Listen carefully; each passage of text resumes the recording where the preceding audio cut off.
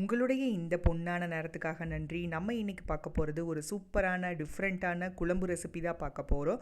முட்டை குழம்பு தான் பார்க்க போகிறோம். வாங்க எப்படி செய்கிறதுன்னு பார்க்கலாம்.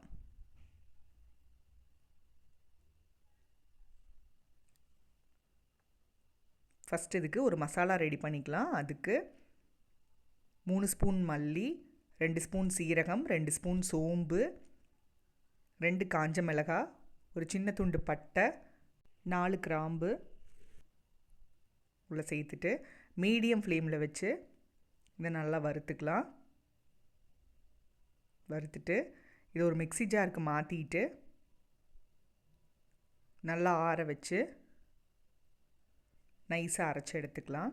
இங்கே பாருங்கள், இந்த மாதிரி அரைச்சி எடுத்துட்டு இதை ஓரமாக வச்சுட்டு அடுத்து ஒரு பேனில் எண்ணெயை சூடு பண்ணிக்கலாம். எண்ணெய் சூடானதும் 2 பெரிய சைஸ் பெரிய வெங்காயம் கட் பண்ணினது உள்ளே சேர்த்து, அடுத்து ஒரு கொத்து கருவேப்பிலை,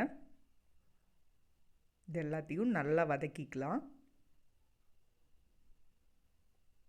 பாருங்கள், வெங்காயம் நல்லா வதங்கிருச்சு. இந்த ஸ்டேஜில்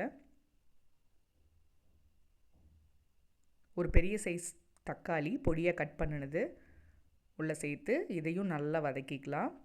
அடுத்து நம்ம அரைச்சி வச்சுருக்கிற பவுடரையும் உள்ளே சேர்த்துட்டு இதை நல்லா கலந்து விட்டுறலாம். ஸ்டவ் ஆஃப் பண்ணிவிட்டு 1/4 மூடி தேங்காய்,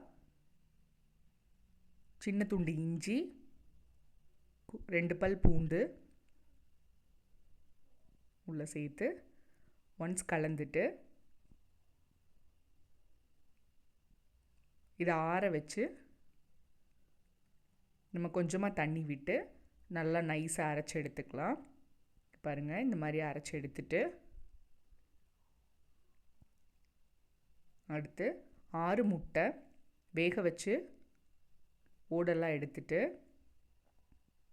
இந்த மாதிரி கத்தியில் 4 சைடும் கீறி விட்டுக்கலாம். அப்போ தான் உள்ள மசாலா இறங்கும். ஒரு பேனில் எண்ணெயை சூடு பண்ணிக்கலாம். எண்ணெய் சூடானதும் கொஞ்சமாக மிளகாத்தூள், 1/4 ஸ்பூன் போல் மஞ்சத்தூள், கொஞ்சமாக உப்பு சேர்த்துட்டு இது எல்லாத்தையும் நல்லா கலந்து விட்டுறலாம். அடுத்து நம்ம எடுத்து வச்சுருக்கிற இந்த ஒரு முட்டையாக உள்ளே சேர்த்து நல்லா கலந்து விட்டுக்கலாம்.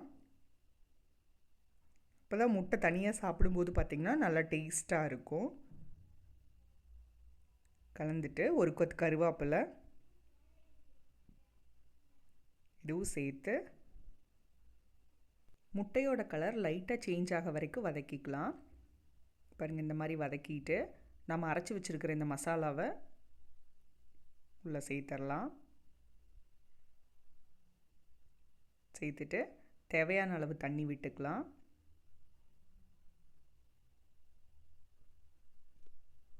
அடுத்து தேவையான அளவு உப்பு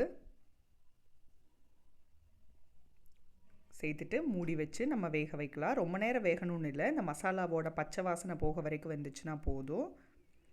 பாருங்கள், நல்லா வெந்துருச்சு. லாஸ்ட்டாக மல்லி இலை தூவி நம்ம இறக்கிக்கலாம்.